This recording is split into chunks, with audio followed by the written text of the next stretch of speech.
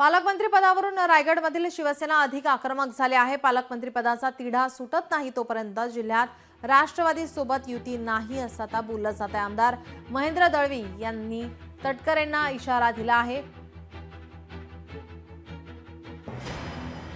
पालकमंत्री पदावरून रायगडमध्ये या ठिकाणी वाद हा सुरू झालेला आपण पाहतोय।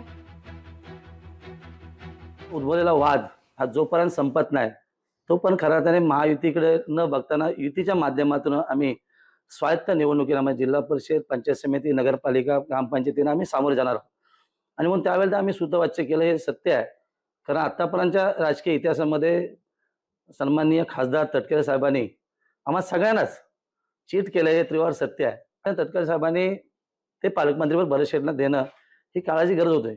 पण नेहमीप्रमाणे त्यांचा हट्ट किंवा त्यांचं पॉलिटिकल जे काय विजन असेल त्याप्रमाणे त्यांनी घरातच ठेवण्याचा प्रयत्न केला आणि याला आमचा कडून विरोध आहे। लोकशाही मराठी ऐका, पहा, जागरूक रहा।